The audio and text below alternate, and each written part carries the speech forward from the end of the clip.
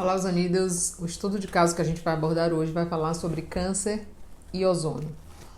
É um estudo que realmente foi desenvolvido por nós, é um estudo de caso real e a gente vai abordar aqui algumas etapas de como foi feito.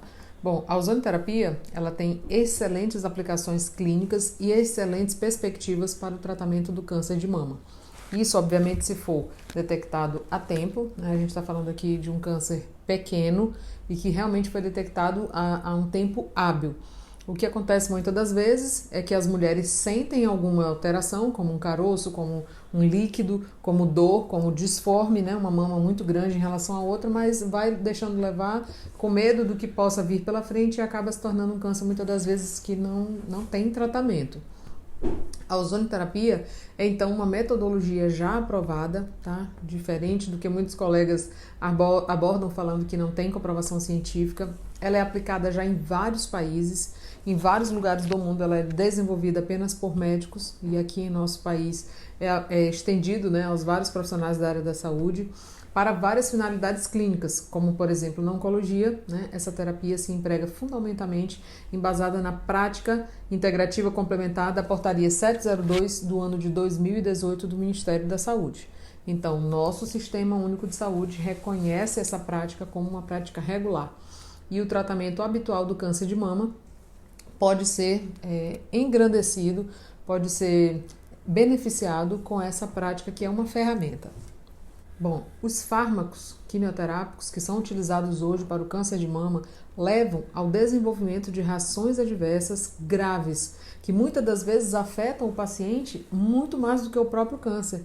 E alguns pacientes se veem obrigados a deixar o tratamento convencional por não suportarem os efeitos colaterais, tá? Então, esses efeitos afetam o sistema imunológico prioritariamente, né? Então a pessoa só falta entrar dentro de uma bolha, porque ela não pode se expor a nada que possa alterar ali a sua condição de saúde que está muito precária.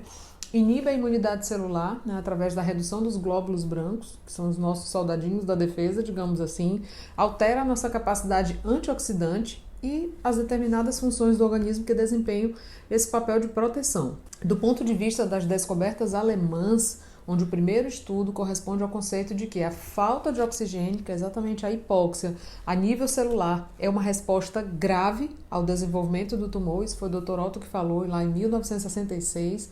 Então, essa teoria traz para nós a certeza de que realmente quando eu consigo oxigenar as nossas células, eu consigo melhorar essa condição de uma paciente, por exemplo, que está já acometida pelo câncer de mama. Então, um segundo estudo, publicado já em 74, demonstra a intolerância dessas células cancerígenas em respeito aos peróxidos, né? Então, onde tem oxigênio, o tumor se sente incomodado, digamos assim.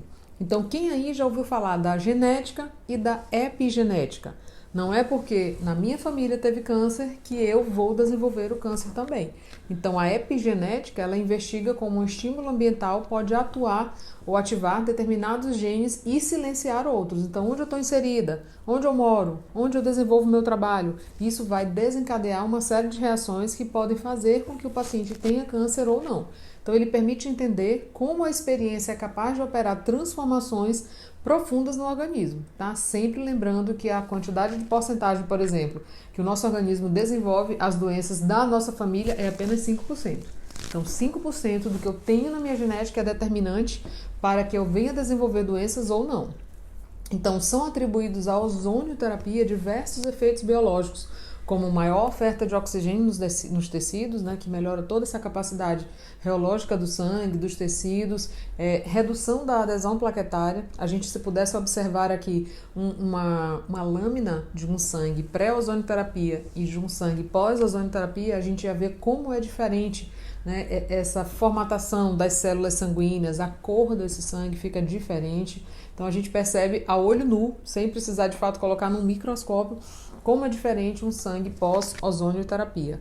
Então, melhora a passagem dos eritrócitos pelos vasos capilares, além de ter um efeito analgésico e também anti-inflamatório. Então, quais seriam os efeitos colaterais de uma quimioterapia, por exemplo? Né? Vômitos incoercíveis, queda do cabelo, né, que é a alopécia, anemia profunda, dificuldades de memória, mudanças em todo o corpo da paciente. É isso que exatamente a gente quer combater quando a gente associa essa ferramenta a mais dentro do tratamento convencional. Lembrando que é uma prática integrativa complementar. Então, a paciente em questão, ela teve resultados excelentes, fez um protocolo pré-operatório, ela se submeteu a uma cirurgia para retirada de um quadrante, à medida que foi detectado, né, uma célula tumoral ali naquele quadrante da mama esquerda. Então, ela foi submetida a uma quadrantectomia, que é a retirada de apenas um quadrante da mama. Hoje em dia, os médicos optam por não fazer a retirada total dessa mama, porque eles dizem que é menos deletério para o paciente, sem nenhuma intercorrência. Então, essa paciente foi para essa cirurgia, saiu com 24 horas, foi para casa, deu continuidade ao tratamento convencional e complementar de forma integrada, e desde então vem realizando todo tipo de exame sem nenhuma alteração. Da ozônio, ela pode ser aplicada localmente, nesse caso foi injetado o gás na mama, que era exatamente onde estava o tumor, e ele também foi injetado de forma sistêmica, através de solução salina, através de uma insuflação retal e através da grande autohemoterapia. A ozonioterapia ela é muito eficiente contra tumores. Intramuscular também é importante da gente falar da pequena autohemo, à medida que melhora a imunidade desse paciente, que é tudo que a gente precisa. Então, a gente associa as várias vias, tá? Inúmeros estudos, então, proporcionaram para nós um conhecimento mais amplo do que é a ação do ozônio numa célula tumoral, verificando, então, a influência de determinadas concentrações, lembrando que são concentrações já protocoladas, né, por artigos internacionais, muitas das vezes, e isso a gente tem muita segurança de fazer, porque realmente os resultados são incríveis, à medida que esse paciente consegue aderir ao tratamento de forma integral. Uma boa alimentação, livre de alimentos que são inflamatórios, livre de açúcar. A gente sabe que os açúcares, eles alimentam o câncer. Então, nesse estudo, essa paciente em questão teve todo esse acompanhamento da nutrição e foi realmente um resultado muito satisfatório, tá?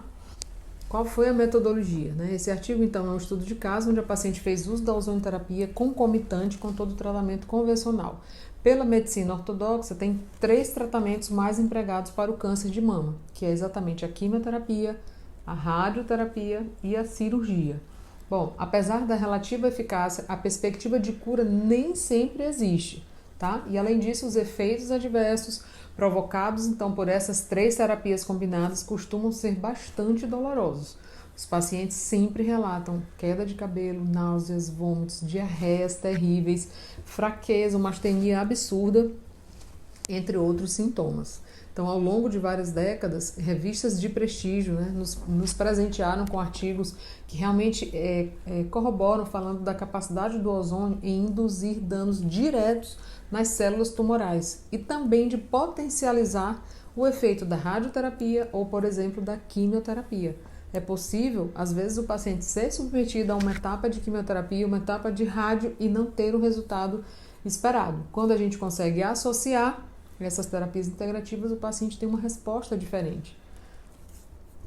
Então, lá em 1990, a gente trouxe esse artigo para vocês, o ozônio foi descoberto como tendo um efeito potencializador sobre o 5-fluoracil, quer dizer, é um quimioterápico muito forte e quando ele é associado, né, com as terapias integrativas como o ozônio, ele realmente tem uma eficácia com linhagens previamente resistentes ao 5-fluoracil, para vocês verem como estão hoje as células da gente, elas estão resistentes inclusive aos quimioterápicos. Então, quando você consegue associar, você tem uma resposta mais satisfatória.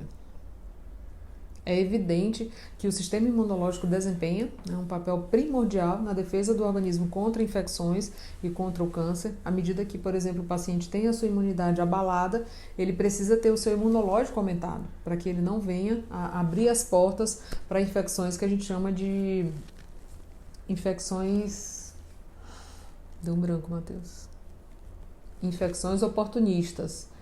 Então, é evidente que o sistema imunológico desempenha um papel primordial na defesa do organismo contra infecções e contra o câncer.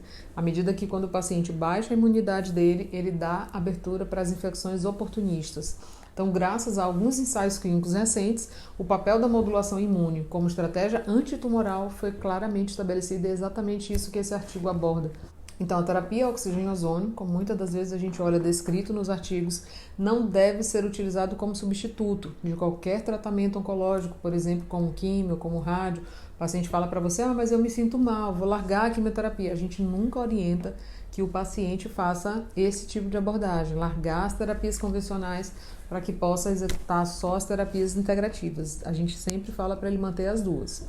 Assim como na medicina tradicional, na medicina integrativa existem protocolos e diretrizes já plenamente estabelecidas, sendo utilizadas, por exemplo, na oncologia e no câncer de mama, medidas, por exemplo, que já estabelecidas no Colégio de Médicos de Madrid, que é na Espanha, e no Centro Nacional de Investigadores Científicos de Havana, em Cuba. Então, as formas de aplicação do ozônio para esse tipo de doença foram exatamente insuflações intravenosas de solução fisiológica. Gente, sempre solução salina, tá? Nunca colocar outro tipo de soro, ringue é lactato, soro glicosado, soro glicofisiológico, sempre a gente faz o que já está estabelecido nesses protocolos internacionais, como aqui a gente está descrevendo, da Espanha e de Cuba. Então, insuflações intravenosas de solução salina, 5 sessões pré-operatórias, lembrando que sempre que o paciente for submetido a uma cirurgia, o ideal é que ele faça essa habilitação antes de se submeter a qualquer procedimento cirúrgico, porque ele realmente vai para uma cirurgia já melhorado da circulação, melhorado do imunológico, melhorado de uma forma global. Então ele vem com uma resposta pós-cirúrgica mais interessante do que, por exemplo, ele esperar a cirurgia para depois então fazer a ozonoterapia. Tá? Então, essa paciente faz 5 sessões pré-operatórias, insuflações retais dessa mescla de oxigênio e ozônio com 10 sessões pré-operatórias, autoemo maior ozonizada, 5 sessões, autoemo menor ozonizada, 5 sessões e aplicação do gás diretamente no tumor por 10 sessões. Os estudos e as investigações demonstraram, então, que o uso da ozonoterapia otimizou as condições da realização da quimioterapia e da radioterapia, aumentando, então, a qualidade de vida desse paciente com câncer de mama e permitiu lidar, então, melhor com esse tratamento que já é preconizado pela medicina ortodoxa. Então, nessa referida paciente, a gente pôde observar a manutenção de um bom estado geral, que é o que a gente não observa nos hospitais, qualquer hospital de câncer. Se você chegar e for olhar a ala de quimioterapia e radioterapia, as pessoas estão devastadas. Então, essa paciente em estudo não teve nenhum caso de neutropenia febril, nenhuma infecção e também nenhum efeito colateral dos tratamentos convencionais. Então, realmente é um processo que a gente não tem como comparar. Se você pegar uma paciente que só faz o tratamento convencional e pegar outra paciente como o do caso em questão, associa o tratamento convencional com o tratamento integrativo, são 2 pacientes totalmente diferentes. E a gente realmente tem uma melhor perspectiva de vida. E aí eu pergunto, qual é a sua escolha?